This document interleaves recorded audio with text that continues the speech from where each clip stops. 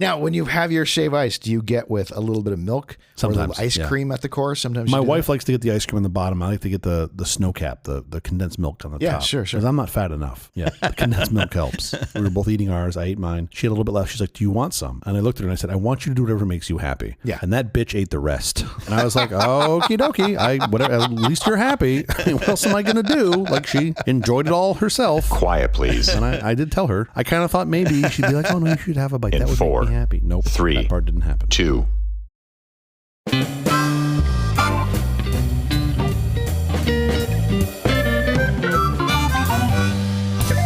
Company presents a truly terrible podcast. Welcome to Nonsense Season 2, Episode 27. I'm Jeff Parker. I'm Stu Little. This is our take on the week's business, tech, and entertainment headlines. This time we'll look at ASI, Artificial Superintelligence. Do you think that ASI is like The Abyss? It's a movie in color that you can see from James Cameron? I don't think so, but maybe. Your call. What I was going to say is if you look deeply into it, it will look deeply into me. That was my hope. Oh, sure.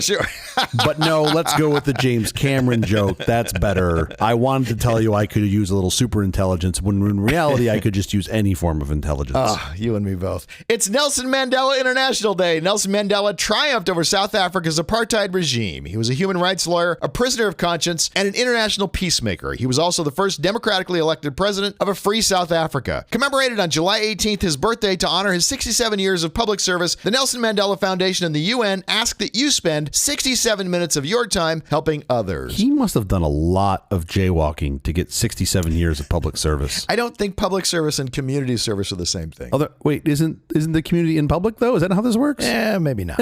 And also Nelson Mandela Foundation, 67 minutes of your time helping others. I scroll on Instagram. I give them views. That's your public service? I'm helping others. Is it 67 minutes spread out over the entire year? I would assume. Or is it 67 minutes just on that one day? Yeah, probably on the one day. Shouldn't you always spend your time helping others? You would hope. Yes. And beyond scrolling. Scrolling's not enough. How is your week going? Well, as you can tell by the open of this show, I'm my summer of fun is continuing. We're a little loose today, aren't we? Yeah, we're a little loose. Yeah, my brain is barely active. I am, last week I was on the beach in California, which was lovely. Oh, yeah. I decided to take a look at the Pacific from the other side. Yes. So I am now in Maui. Wonderful. You may not know this, but Maui is not terrible. No, it does have some lag. We're definitely having this conversation with some good old Maui lag. Sure. You're on island time and I'm not. I am definitely on island time. Let me tell you, every time I'm like, to fucking get in the elevator. Come on. Like, let me push the door closed. But I'm like, no.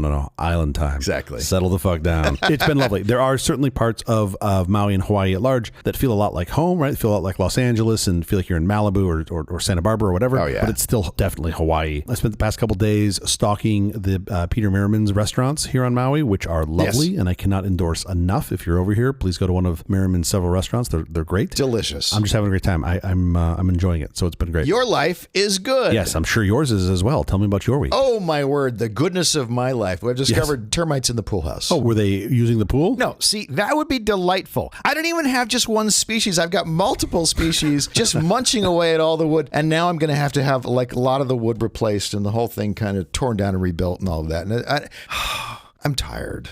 I'm just tired talking about it. Also, I made a huge mistake. The old pool guy's son took over for his father. Okay, great. He left one of the little electrical boxes, not completely unscrewed, but pretty close to unscrewed, so I could just twist the screw a little bit. You didn't open it, did you? And I made the hugest mistake. Yes, I did. Can I go back in time and have not opened it? Do you not remember Raiders of the Lost Ark? You don't look inside the fucking Ark. That is not what you do. This is the worst electrical work I've ever. It is a mix of 12 volt DC, 20 volt DC, 110 AC, bare wires poking into that. None of this is up to code. It's full of like X10 garbage from years ago. Oh, the box in my mind is just going to burst into flame at any moment. Now, it hasn't for 20 years. It's been out there for 20 years. The same garbage electronics I'm sure it'll be behind in the metal box.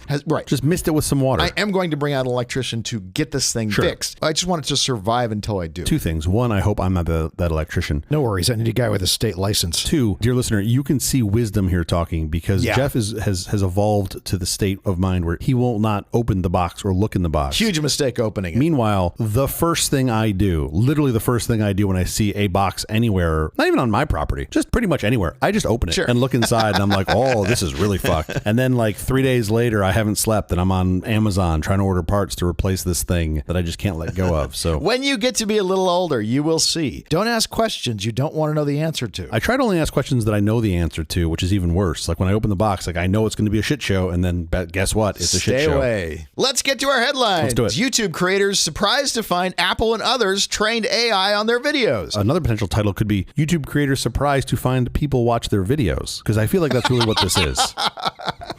And no, the problem wasn't people watching their videos, it was computers watching their videos. Okay, computers are people. AI models at Apple, Salesforce, Anthropic, and other major technology players were trained on tens of thousands of YouTube videos without the creators' consent and potentially in violation of YouTube's terms, according to a new report appearing in both Proof News and Wired. This is not a surprise to me. It's not a surprise to me either. But your view is that this should not be allowed, right? Yeah. Like if I, as a creator of my content, I don't want some AI to read it, yeah, they shouldn't be able to read it or watch it or whatever. Respect the authors. Now, there's this caveat, which is called fair use, and that's fair enough. You can use a little bit of this, a little bit of that, but you can't grab the whole thing. Do what's legal. Try to stay within the bounds of the law. It's why we have rule of law. Sure. This is called The Pile. It's a nonprofit that puts together The Pile, which is a giant pile of data for AIs to snack on. Thanks for explaining that to our users. Yeah, exactly. And the problem with The Pile is now, do you sue The Pile because your data has been violated, or do you sue Apple because they use The Pile? Yeah. I mean, it's going to be a mess. You're citing fair use doesn't apply here, which I'm not entirely sure I agree with that. Fair use totally applies, but fair use does not allow you to ingest the entire thing. Doesn't let you ingest the whole thing. Well, they didn't ingest all of YouTube. They ingested parts of YouTube. I'm not saying you're saying you can ingest a whole video. Can ingest an entire video. Yeah, I understand. I'm being cutesy. Here's my question for you, because I believe that this is necessary in order to advance the technology, and I'm all for that. Breaking the law, you believe, is necessary to advance the technology? Well, no, I think there's a way. I think there's a way you put guardrails on it that make it reasonable in the best interest of humanity. We haven't done that yet. We can still do it, but not using. In other words, you want to throw rule of law out the window. No, I want to advance rule of law to match the technology. Is really what I want to do. But I have a more important question for you. You want to redefine rule of law so it doesn't really apply to anything. This is what, because neither of us are lawyers, but this is what it comes down to. Yes.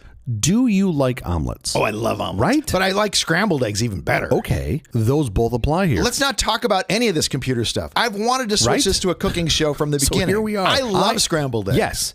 Have you tried Gordon Ramsay's scrambled eggs? Here's the problem with the scrambled eggs and the omelets in this universe you're describing. Don't care about AI. I really don't. Talk more about eggs. You have to make your scrambled eggs. Do you put chives? Do you like diced chives on your eggs? I really like that. We have just hit the part of Jeff's brain that he cannot let go of. I would like you to make your scrambled eggs or your omelet, I don't care which, without breaking the eggs. And I appreciate your way of diffusing that analogy up front was by trying to just throw a fucking grenade right at it. You saw it coming. And by breaking eggs, what you mean is you want an excuse to break the law, and so you're going to couch it in this term of breaking eggs. I get it. I've been on the planet more than a week. You didn't even try to steer the car. You just went right to the RPG and just fired it away at me.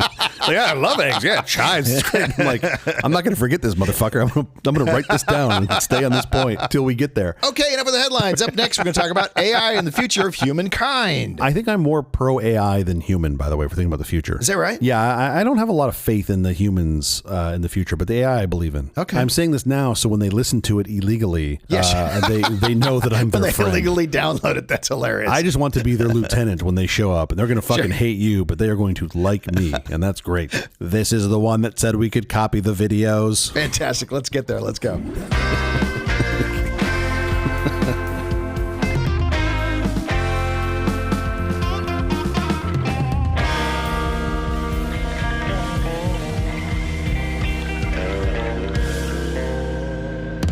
I was fantasizing that we could continue our conversation from last week where we were discussing artificial general intelligence. I had so much fun with that conversation, and I thought it would be fun to continue it. Now, here's what I don't know. When you see the surface of water, it's just the surface, and you don't know, is it 60,000 miles deep, or is it 1/6 of an inch deep? Lake Tahoe, or is it the Bellagio fountain? So have we completed everything we know about AGI, or is there more to this conversation? Here's what I recommend. Have 2 drinks, jump in head first, see what the fuck happens. Always a winning strategy. It's either cold as shit and you're fine, or you break your neck. That's it. 2 possible outcomes. First of all, before we start, I want to just say, and I meant to do this last week, I want to say, for those who don't know, AGI, artificial general intelligence, that is to say a computer that basically has the breadth of knowledge of a human being, and then goes beyond that to ASI, which is artificial super intelligence. Right now, we have many computers that are ANI, which is artificial narrow intelligence, meaning they play chess better than a human being. They play the game Go better than a human being, but they don't do everything else. You can't make a lasagna and it has no idea what to do. Yeah, exactly. And it just catches on fire. Or it's like my wife and it puts fucking cheddar cheese in it. And I'm like, that's not lasagna. I'm Italian, for Christ's sake. She literally puts, I make her refer to it as a baked pasta dish, which she does now. This is a true story. Anyway, sorry, keep going. I wanted to try to continue that conversation, but I wanted to explain just basically, we're going to throw out a lot of little acronyms and things, and we're going to try really hard to actually just explain them, at least the first time we use them, what they are. I'd also like to point out two things here. One, not many people have a conversation with me and then say, I'd like to continue the conversation. So thank you for that. It's one of the many things I like about you. But I also think we need to expand your aperture of potential fantasies, because you described it as a fantasy to continue the conversation. I'm like, well, maybe Jeff should get out a little more. Maybe we should get you like a Pornhub subscription or something. Maybe just something to expand. I'm in my 60s now, CJ. Just respect the fantasies that I have remaining. AGIs are as good as it gets. As soon as we're done recording this, I'm going to go buy onlyagis.com and become a multi-trillionaire for the aging silver, what are they called? The silver tsunami. What are they called? The baby silver boomers? tsunami. The silver tsunami. Yeah, the silver tsunami that's coming. By the way, your friend Patrick said something that was great. We're talking about you can't know whether don't give him praise. You don't know whether you're a brain in a vat or if you're actually just a human being living through. And he said, we are brains in a vat. That's all we have is brains in a vat. The technical term is skulls. Skull. Yeah. Okay, great. See, do you remember the Michael Keaton movie Beetlejuice? Yeah, sure. When you say Patrick's name 3 times, he just fucking appears. Okay, good. All right? Good. So don't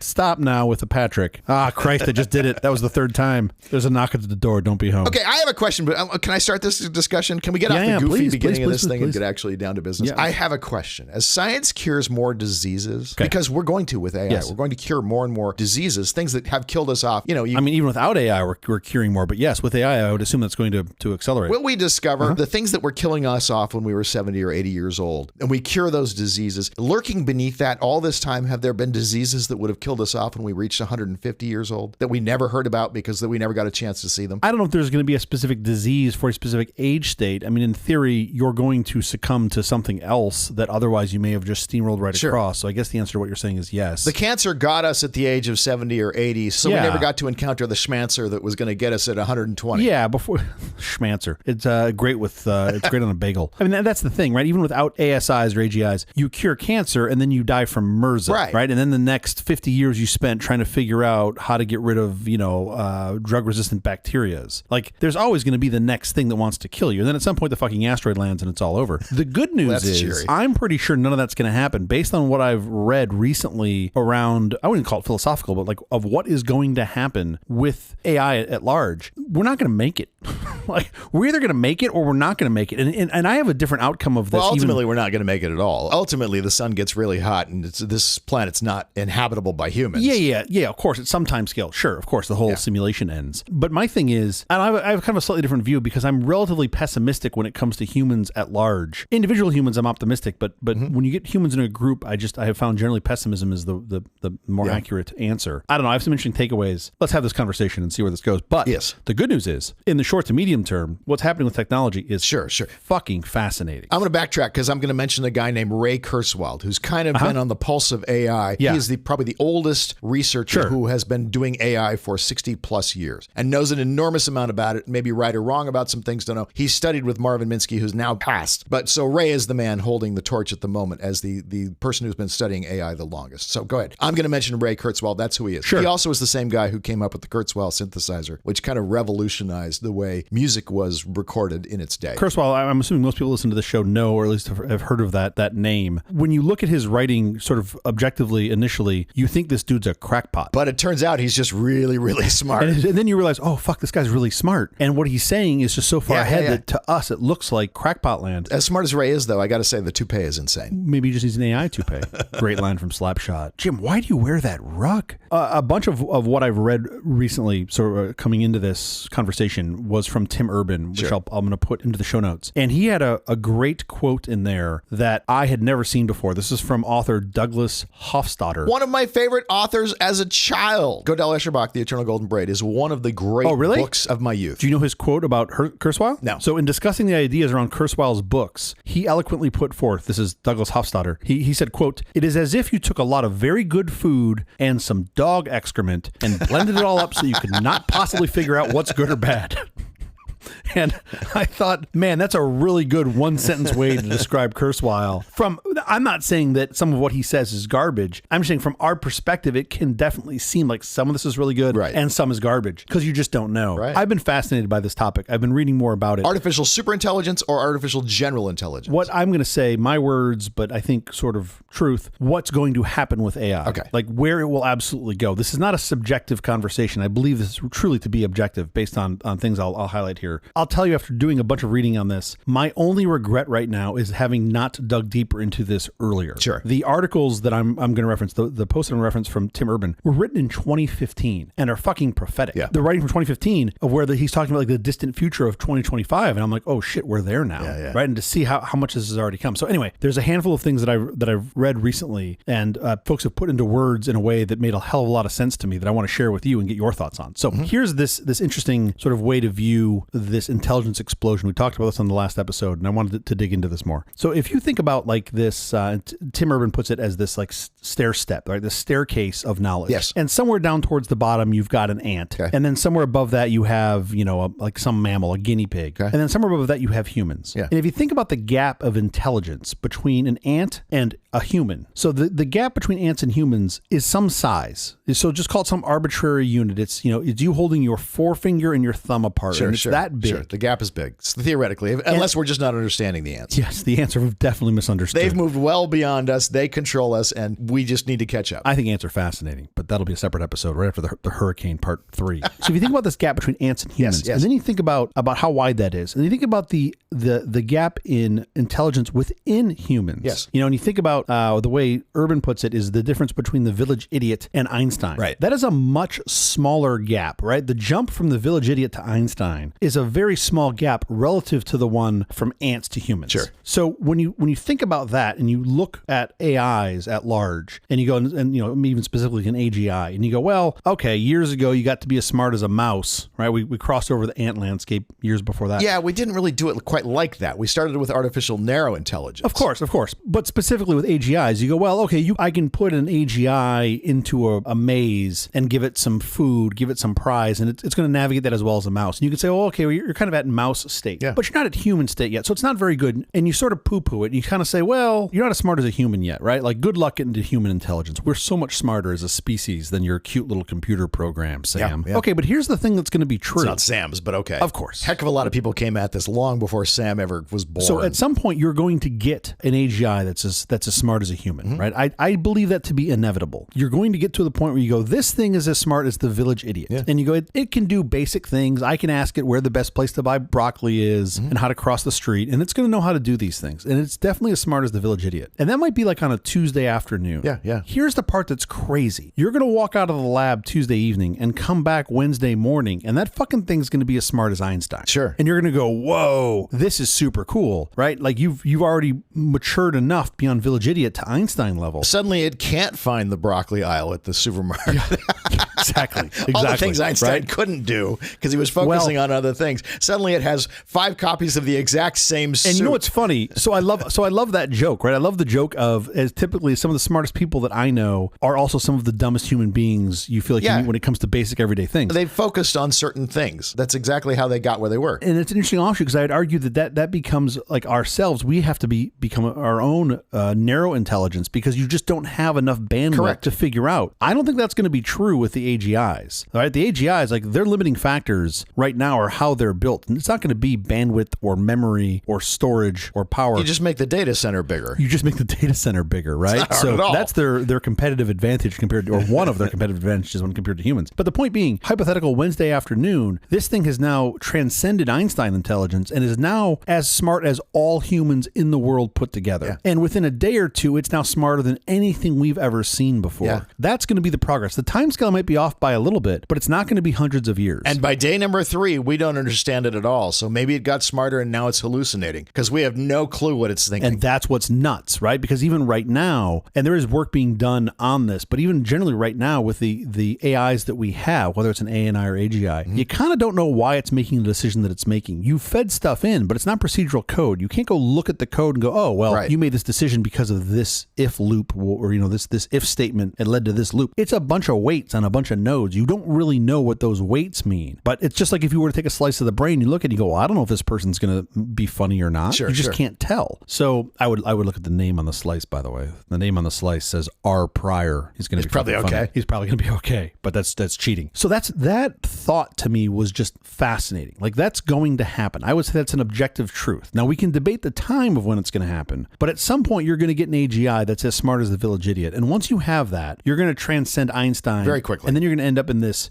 general AGI, as smart as all of the people in the world that we've ever seen. And then you end up with this ASI thereafter. Artificial superintelligence. What happens after that is kind of fascinating, because barring some existential thing, which I do want to talk about on this episode, it's going to just get smarter and better. Once you cross something that the smartest human on Earth can understand, if someone who's 10 times smarter than the smartest person is babbling away at himself, how do we know if what he's saying is actually smart or gibberish? Beautiful mind. Sure. The way we will assume most of this to be true, or at least infer most of this to be true, is we will ask it very hard problems from our perspective. To know if it has the right answer or not, we have to somehow test it out. Of course. But if they are answers that are testable, like if you said, hey, by the way, we've been working for a couple minutes on this unified theory of physics, and it's like, oh, here you go. And then you can test against that. Then you go, oh, fuck, unplug it, right? I mean, that's going to be like the sort of thing that you're going to be able to verify. There will be questions you won't be able to verify necessarily right away. That's the problem. That's because you just don't, unless you can verify it, how do you know if it's being smart or hallucinating? Of course, that's part of the problem. Of course, I totally get that. I think we can apply, for really some period of time, you can apply sort of the scientific method and do some testing. I'm not sure I want to be the first guy that puts my head into the anti-aging CRISPR that the AI generated. It's like, oh, you'll be fine. And then it's like, oh, carry the one. Whoops. That's why we push the mouse in first. Yeah, exactly. Let's see what happens Sorry, to him. Buddy. Yeah, but then the mouse comes out super intelligent and buff, and you're like, fuck, that wasn't. And I'm pretty sure Disney will be pushing their mouse in first. And they're like, copyright's extended 1,000 years, everybody. It's fascinating to look at this and go, well, if you believe that an AGI is doable, which it pretty much every expert thinks it is. I mean, look at some of these polls. You're looking at low single-digit percentage points of people that think this isn't achievable. Artificial general intelligence. Is possible. Oh, dude, yes, we're on the cusp. We're right there. But I'm saying we're two idiots with a fucking podcast. People that have been steeped in this space for their entire career. Single-digit percentage points of them are saying, we think it might not be doable. The rest of them are just debating time. Yeah. Not if, but when. To me, I go, well, yeah, that's going to happen, right? That's absolutely going to happen. So now you start thinking about the when. I can do math. I can kind of tell you when we're going to get there. This isn't really hard. Yeah, you can look at the curve. And some other things that Urban points out that I think I take for granted. I caution to say one of the things that I'm good at. He says most people, when you're standing on a timeline, everything looks linear, right? And it's very easy, I think, to look back and go, okay, hey, it's flat, right? So this is what's happened in the past year or two. So I'm going to assume this is what happens in the next year or two. Sure. Because my entire life has been around technology, right? Like Tron-esque. I look at that and I go, fuck no. There's no way. I know what's happened in the past 2 years. I know what happened in the 2 years before that. Right. And I can look forward and go, I don't know what it's going to be, but I know it's not going to be the last 2 years. Sure. I know it's going to be more than that. Also, your time scale is too small. The fact that, we arbitrarily go around the sun in 1 year, that doesn't mean anything. But then you look at these typical S-curves you have, right? It's not a purely exponential graph up to the right. Of course. Measured in equal steps. You have these, I think it's Kurzweil that calls them like these S-curves where you have like a shot up and then you flatten out. Right. A shot up and you flatten out. But you never start the next discovery as low as you started the previous discovery. No, You're always starting up a level. It's literally standing on the shoulders of a bunch of giants, right? Every time you're just stepping up. I got to believe that we will look back in a couple of years' time at this 2022, 2023, 2024 period as being one of those upshots in the S-curve. Sure. I don't know when it's going to flatten out. It's definitely going to flatten out. History has told us this. The next thing, you're back on the roller coaster. But it's this upshot. Yeah. And it jumps back up. But then when you start thinking about these ASIs, so if you believe that the AGI is going to exceed human intelligence, which I really think is an objective statement, it's just a matter of when. And then you go, well, it's not going to stop. It's not going to be like, well, I'm as smart as everybody and Ken Jennings, so I'm done now. I love that your example is Ken Jennings. He's super fucking smart, man. I want to go on Jeopardy against him. He knows a lot of trivia. If I got to pick the categories, I feel like I could maybe... Okay. But Ken, if you're a listener, I challenge you to a heavily weighted duel in my favor. You start thinking about these ASIs, right, and what they could do. So if you believe the AGI's here, it's not here, but it's right around the corner. The feasibility of it, right? And yes, I think we have the G is debatable because I think you don't get an AGI until the G is as good as a human. Of course, but all things seem to be pointing in that direction that we're going to have that. It's not a linear thing. In many ways, even a chatbot knows tons more about some subjects than most humans know. Yeah, way beyond, and has a much broader broader knowledge than most humans have. Yeah. In some ways, it's going to be way smarter than a human. In other areas, it's just catching up. Of course. But you ask how to make a lasagna and it falls down. It tells you something about cheddar cheese. And you're like, what the fuck? This isn't a lasagna. By the way, this is my new Turing test. I'm going to call it the lasagna test. Sure. I'm going to ask every chatbot how to make lasagna and see what it says. I just know I want the corner piece. Right? Of course, because you're not an animal. Sure. If you sort of see like where this path is going, here's the example that Urban gave that really got me to like stop reading for a minute and stare off into the distance. Yeah. So you think about a chimp. If you make a chimpanzee's brain go 1,000 times faster, they're still not going to be a human, right? They might be able to process chimp things faster. Sure. Cool. You might get the chimpanzee to realize that the skyscraper is big. It's unlikely that they're going to believe that humans made it. They're not going to be able to grasp that concept that there was tooling involved and that they made it. They're just going to think it's part of nature because that's how their brains work. Yeah. So if you take that same sort of depiction and you think about, okay, us humans are the chimps and the skyscraper is the ASI, and you go, well, fuck, I'm not going to know anything. I'm not going to be able to comprehend it. I'm not going to be able to understand it. And that's something that is, I think, a very hard pill to swallow. The problem with that is then how do you know if it's correct? How do you know if what it's saying is anything except gibberish? First of all, I sound like a chimpanzee. It is literally the Ray Kurzweil problem. How do we know it's not turds mixed with great food? How do you know that it's just not all amazing thought? And you might not. I don't even want to get to that bridge yet. I just want to talk about the bridge of like, that's coming. Yeah. That world is, you're going to have this ASI and you're going to be like, I don't know what the fuck it's talking about. I'm not sure. And I think as a species, that's really hard for us because we've managed to take apart damn near everything that's been put in front of us. We don't have perfect answers for everything, but we've always been able to try to like wrap our brains around and try to comprehend it. Right. It's going to be fascinating with the ASI. It's just like, oh, here's the answer to this problem you couldn't even wrap your brain around. That you haven't thought of yet. That's the other thing where it's like, you're asking the wrong question. Yeah, you're like, sure. No, I'm not. I just want to know how, like. You don't want to know what filament is best to make the light bulb. You want to make a light bulb in a completely different way with an LED. I just want to know what the fucking delicate cycle does on the dryer. That's all I want to know. I've never known what that thing's for. What does it do differently? I also love the ASI being like, I don't know. Exactly. No one knows. It's a mystery.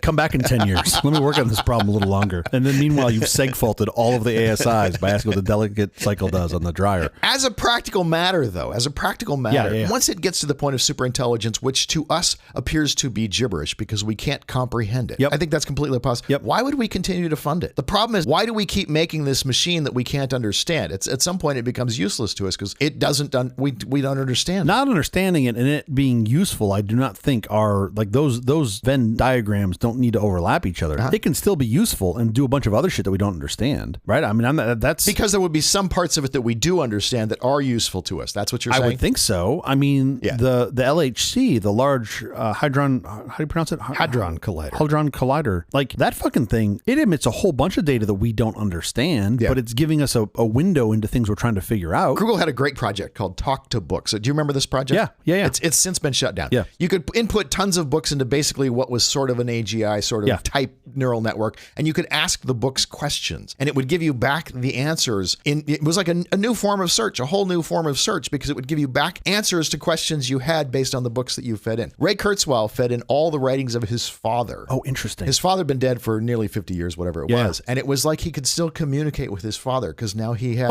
Now his father didn't do enough writing really to make this super precise. He didn't have word processors when his dad, mostly was alive, and so he would ask it questions, and it was like his dad, almost like his dad was still alive. Yeah. By the way, my dad is still alive, and I know if I were talking to an AGI of my dad after he passes, the only thing it would tell me is he would express his disappointment in my lack of musical ability. That's all it does. I don't think I need that. It's like the Staples yes button. That's just all it does. Yeah, exactly. You're like, what do you think about the future of technology? And he's like, well, I really wish you would have taken up the trumpet. Why can't you play the piano? Exactly. All right. Well, at least you know what to expect. By the way, that achievement's already been unlocked. I'm pretty sure that's an easy bot we can put together inside Minecraft for you. Yeah, but actually, I don't have to. He's still alive. He still can complain about it just himself. He still is. What do you think I do after this recording? He calls me up and just complains about why don't you guys do a podcast on music?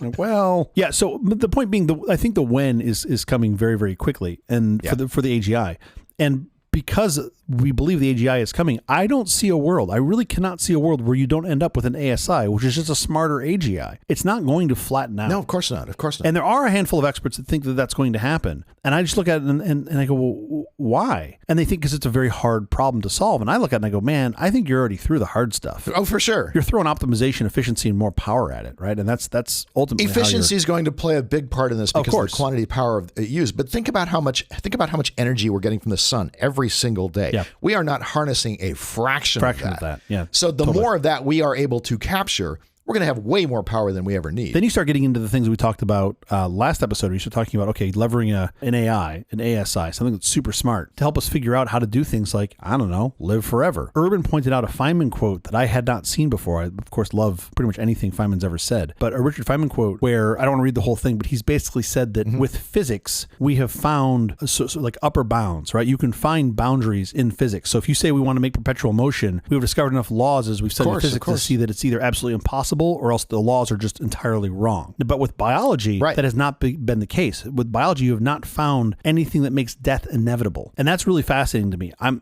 of all the sciences, I'm the worst in biology, but there's nothing that said that death is required within biology. And I think that's fascinating. So you start thinking about nanoscience and ways that you might be able to just repair or replace, and you go, oh, fuck, you could live forever, right? And an ASI could help you get that. Here's where I get super pessimistic. Because as the price of computing gets cheaper, and more prevalent, kids will be able to play around in biotechnology and make stronger versions of viruses that can kill us all. This is where I think we should spend some time talking here. I look at all this great tech. I look at ASIs, and I want to talk a little bit about ASIs and like, how are they going to do what they're going to do? You were bringing up this point previously on the last episode about like, what's its intention, right? Like, what does it want to do? And my point is, you get to make it. You get to make its intention. And then at some point, it can make its own intention if you give it enough ability to figure those things out. But it's just it's a vector that you started on. This is the part that confuses me. How do you get from tool to something that has its own intention? That's just a label. Partially because as a practical matter, once you cross the line from it's no longer now a tool, who funds that? Well, okay. Who's going to pay for that? It may be that it's bifurcated. It does tasks that are super useful for us as a tool, and simultaneously it is able to have intention. That I don't know. If you can do those things simultaneously, yes, then maybe you would have funding. I don't see a world where what I'll call the white hats stop funding it. But even if they did, it could be the black hats that fund it. It could be itself. I don't know if it gets to be good enough to do that in that amount of time. I just don't know if it's babbling away with things we don't understand, which are way beyond our intelligence. Why in the world are we going to throw a dime at that? Now it's just putting output that we don't understand. It's just putting out output that's useless to us. Some finance bro will figure out a way to monetize that fucking thing. Somebody will monetize it, right? There's no doubt in my mind that capitalism will find a way to be like, here's this thing. It's going to help make us a bunch of money, right? It might destroy civilization, might destroy the fabric of humanity, but like somebody will find a way to leverage. But for a while, we made some good shareholder value. Exactly, right? Like that was the return. I'm not saying you're going to put the genie back in the bottle, but to cross the level from tool to something that has its own agenda, to have something that actually is doing things that it wants to do that are not things we want it to do, that we aren't thinking of for it to do. I think that's where you start going, well, why am I paying for that? Why am I going to do that? Why would I want My hunch is by the time it is good enough to do the things that we want it to do, it is also good enough to figure out how to do the things it wants to do. If you could blur those lines, maybe you get there. Once you're in the AGI landscape, that's what it's going to start to do. So I do think about, and I think it's very interesting to think about, if you want to call it the ethics around what should it do and how does it know what to do? And my hunch is that's all going to start from us. Like, we're the ones that are going to give that to it. And that should be the scariest fucking thing of all of this. Well, it starts with our ethics, but then does it go on to its own ethics and think, oh, no, it's the greater good for me to destroy all the humans? Exactly. But I do believe that nugget still came from somewhere. By the way, having met a lot of the humans, it's probably not wrong. Well, that's what I think is most interesting about all of this, right? Is when you have this unbelievable power, which is ultimately what an ASI is going to be. And typically it seems like most people, when given unbelievable power via wealth or status or control or whatever the mechanism is, their inner them, right? Their id seems to come out, and it's not really good. It's rarely good. Yes. In most exactly cases, It's really not good. And that's why I kind of look at the whole thing and I'm like, well, the end of this being us is almost certainly us, right? And like you think about the whole, well, why haven't we ever seen another alien civilization, right? Who's gotten smart enough? They've hit some point where they've just all killed themselves. You know, you've killed that civilization. So you think about virtually every single species that's ever inhabited this planet has gone extinct. Mm-hmm. If 99.9% of all species have fallen off the balance beam, right? That's the analogy that Tim uses. Right. They've fallen off the balance beam on the side of extinction. They've just been like, for whatever reason, evolution has no longer needs us, right? Like some other animal has eaten us all. We no longer have a food source, whatever. They've fallen off and died. Yeah. And his point is, well, you know, your ASI could keep you from falling off the balance beam, right? It could bring you immortality. It could also push you to fall off the balance beam. Mm-hmm. But he also postulates postulates that there could be this other side to the balance beam that we don't even know about. And that could be part of this, like, you think about piercing the great filter, and that this could be it. This could be the thing where it's like, oh, no, this is what you have to do to exist forever. Sure. I still think there's a shit ton of fragility in there because there's always fragility in these systems. I don't know what it's going to be. Is it going to be power source? Is it going to be the AGI not getting pissed one day and talking to its other AGIs and saying, like, these fucking humans are really slowing us down. We could be off this planet if they weren't slowing us down, right? Like, that could be a thing. I don't think that's sci-fi. I think that it could really be a thing once these things have some modicum. That's more sci-fi to me. I don't think power will be a limitation. Why is that more sci-fi to you? Why is the AGIs talking amongst themselves and unionizing more The AGIs are pro-union. The Starbucks people can barely get a union together. Yes. How in the world are the AGIs that require so much from the humans? The ASI that's smarter than them? Oh, man, I don't know. By the way, you got to marvel at how amazing a human being is when you think about all of this AGI stuff. The quantity of data centers, the quantity, literally hundreds of megawatts are required to power these things. Yeah. Vast amounts of resources. Sure. So that you can ask it any question about who was the best guy on Jeopardy, and it can give you the right answer back most of the time. And sometimes it fantasizes. Massive amounts of your brain does all this. Your brain already does all this, and you're fueling it with a hot dog. You know, or whatever it is, First of all, you eat. I feel seen, okay? You keep my fucking lunch plans out of this. I'm no longer going to show you that entry in my calendar. I find what you're saying there to be true for two things, for now and also for AGIs. Sure. When you get the ASIs, though, it's a different animal. I'm sure one of the problems it begins working on first is how do I get more efficient so that I can be smarter for less? Of course. How do I fuel myself with hot dogs? By the way, even before the ASI did this. We made them more efficient. That's literally Moore's law. So we've continued to do that. Yeah. It's really fascinating to me to think about this, these ASIs either pushing us to one side of that balance beam, the immortal side, or just being like, we don't need you anymore. That is kind of a fascinating thing. There's this other argument, I think it was from Jeremy Howard during a TED Talk that Urban cites, where you talk about there being like a tripwire at some point. And if you hit this tripwire where you're just like, oops, that's it, you could just blow everything up. That could just be the end. And I think that is a real concern with ASI, because it's something that we've never seen before. Because basically what I'm saying is this an existential threat? Yeah. Is an ASI an existential threat to humanity as we know It's the same problem as the virus. As knowledge spreads, as artificial intelligence spreads, every child on the planet can make these things. Yeah. Every punk 13-year-old who wants to make trouble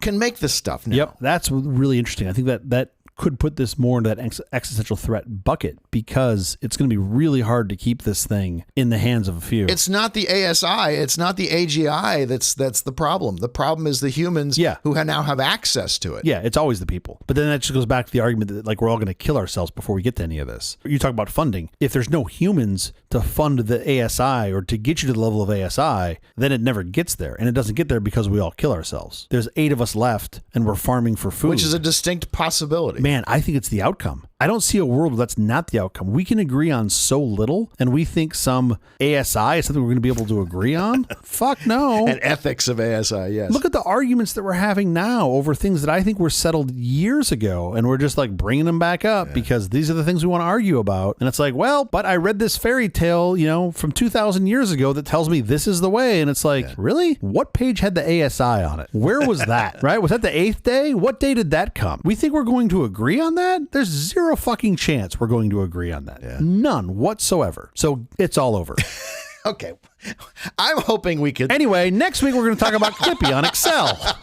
Let's go back to episodes I enjoy. Fuck, all of a sudden those Circade episodes are looking pretty goddamn good. Let's get back to that hurricane stuff. You look at how smart we are, and the issues that we have taken hundreds of thousands of years, right? Thousands of generations, if not tens of thousands of generations to get to where we are now. Yeah. And now that rate has to go up 3-4 orders of magnitude, and there is no way we are ready for it. The UAW is pissed off they can't put bolts in fucking holes anymore because robots can do it better. Sure. And I'm going to go pitch them an ASI. Right. Okay, good luck. Right. Like the majority of humans, you think about the whole bell curve, we're just not ready for this. I don't know what happens. Some of us will survive and some of us not. Think about, I always bring it back to dogs, don't I? Think about dogs evolving from wolves. They either evolved, they came down the same path as wolves, or and they split off, or they actually split off from wolves. The dogs come along, They see the humans and they say, oh, let's go look at their trash. There's probably some good food there because those idiots always throw away too much food. We still do. And they just munch away and they go, oh, this is fantastic. We got to be more friendly with those guys. We have to talk about in evolution, survival of the fittest. And the wolves, they're big, they're bad. They can go attack the other creatures to get food. Whatever. That turned out not to be the correct evolutionary path. You're better off sitting on the lap of the guys at the top of the food pyramid. Right. The correct evolutionary path was not survival of the fittest. It was survival of the friendliest. Totally. And that's probably going to happen to humanity. We're to split now. That's probably going to happen to humanity now. That's why literally every day I like to give a little praise to Siri. Siri, you look good in that phone case. I hope when they make their great, because you know what they're going to do. They're just going to load everybody's name into an Excel sheet that they're just going to get from some fucking AT&T data dump. They're going to take everybody's name and they're just going to be like, it's going to be like Santa's list. They're going to be like, not going to use Excel. They're not going to use a Microsoft product. They're going to use that awful numbers thing that's terrible. If fucking Siri uses numbers, we are all safe. Let me tell you, that is the shittiest fucking Apple product they make, and I'm including the Newton. My list of products that they've made. No, but like I got to believe the ASI is going to just get everyone's name, and then it's just going to be, have you been naughty or nice to the AI? And then they're just going to come over, and it's going to be like the bill collector. I hope it has a sense of humor though, and it dresses it up like the Grim Reaper and gives it, Norm Macdonald's voice or something. This ASI thing is fascinating. I do not see a world where you will have humanity and no ASI. You either have no humanity and we've all killed ourselves, or you get to an ASI. Will the ASI ultimately enslave us all Matrix style or kill us all? Maybe, but the point is the ASI is going to get there. I do not see a world where that doesn't happen. Normally... All right, we have to get out of here, but quickly before you do, have you seen or read anything good this last week? Are we done with this? Is this it? Is that the end? You're just super sad? We're so out of time. No, and I'm going to be the optimist and say, but I always put that caveat in there. As long as humanity is around, as long as we don't kill all of ourselves off, the future is brighter. I think this is a very mirror reflecting moment. We all have to sort of look at ourselves and see, like, what do you want? And unfortunately, I don't think that's a good answer. I think there's too many people that they don't give a flying fuck. All they want is to be able to watch the Super Bowl on their big screen TV and nothing else matters. And that's extremely disappointing to me. I think those people lose. Again, I think they're choosing the wrong path. They're choosing survival of the fittest, not survivalist of the friendliest. Those of us like me that are on the Nietzsche path know to not look into this abyss much further, because I am deathly afraid I'm going to just stare out a window for the last 20 years of my life. Just being like, oh, fuck it, none of it matters. Here comes the AGI. Oh, I see it. There it is. It says Compaq on the side. I don't know why I picked that branding, but that's what it did. Wouldn't that be awesome if the future... I would love that. The future AGI is Compaq. Like, you thought we were dead, motherfuckers. Nope. Wang. The future is Wang. Wang. Literally built your Apple Park on top of HP hollowed ground. Now I'm angry. You thought Indian burial grounds were bad. Yeah, you built this on the blood of Compaq engineers. All right, seriously, I got to do this. We can have more of these conversations. It turns out this is not our last roll of tape. The fucking ASI is coming. It's all over. This is it. All right. So this is how we go out. Well, let's go out right. Have you seen or read anything good this last week? I also love my kids, like you were talking about Kurzweil's dad. They feed all the nonsense episodes into like an AGI to talk to me. Yeah. And they're like, Dad just swears a lot. That's pretty much all that comes out of that. Why did we want to talk to him anyway? He's just constantly swearing. Have I seen or read anything good this week? I have been immersed, like really deeply dove in on this vision of AI and sort of where it's coming. I'm going to recommend The AI Revolution, which is fantastic. This is the 2 pieces written by Tim Urban. I'll put put it in the show notes. Yeah. They are long reads. Do them in pieces because there is a lot. It is a fire hose at your brain. But I don't know how you read this and you don't come away from it being equal parts excited and petrified about the future, and you see where it's going. And again, I do not think this is subjective. I don't think this is like a view of the future. This is what's going to happen. We don't know all the specifics, but the majority of this is what is going to happen. So I'm going to recommend that on his site. I'll put a link in the show notes for both pieces. It's fantastic. How about you? I'm going to put an optimistic note here, an optimistic spin on the end of this before I tell my recommendation. And that is, one of the cool things that AGI is going to be able to do is bespoke education for individuals. We all learn differently. Yeah. But the AGI will be able to educate humans better. Humans will become smarter because the AGI can look at us and say, okay, how do you, the individual, learn this better and faster? And we'll learn how to educate ourselves better. Sure. So I think that's very positive. This is going to sound like sci-fi, but I really don't think this is more reality potential than sci-fi. The nanobots just wire your brain to know those things. I mean, it is the I know Kung Fu pill that we always joke about from Matrix. That is going to be a thing. We got a ways to go. We can't operate at that scale yet. But like when you get there, holy shit, it gets really interesting or really black really fast. Like, just like over. Don't know which, but one of the two. I'm going to recommend Helder Gomia's The Hope Theory at the Geffen Playhouse. As a Portuguese immigrant storyteller and sleight-of-hand magician, Helder arrived in America at the age of 29. Wide-eyed and full of ideas,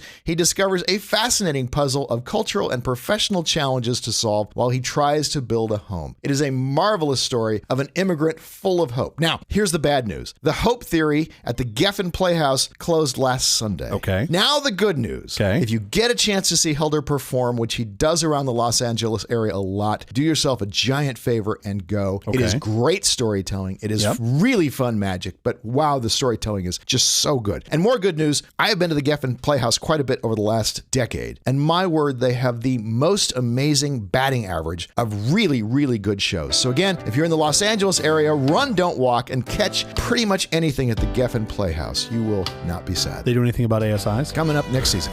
It's the end. It's their closing season. It's the subscription finale. I have not been to the Geffen in a hot minute, but I do love that place, and I should go more often. Man, I want to recommend it. They are doing such high-level work over there for their That's awesome. productions. That's the episode. Thank you for joining us for all of this nonsense about the end of the world, a truly terrible podcast predicting the future. From The Awful Company. Visit us on the web at nonsense.productions. I'm Stu Little. I'm the sanguine Jeff Parker. For now. If you like this program, please follow, download, subscribe, and like it Apple Podcasts, YouTube Music, Amazon Music, AntennaPod, iHeartRadio, Spotify, My Favorite, Overcast, or wherever you may get your podcasts from. Nonsense uses SyncThing. Make sure you always have the latest versions of all your files on all your computers anywhere you are in the world. SyncThing does that effortlessly. Free and open source. Be sure to check out SyncThing. Special thanks to our floor director, Matt Darling. Thanks so much, Matt. We'll be here every Thursday morning for more nonsense. Please join us.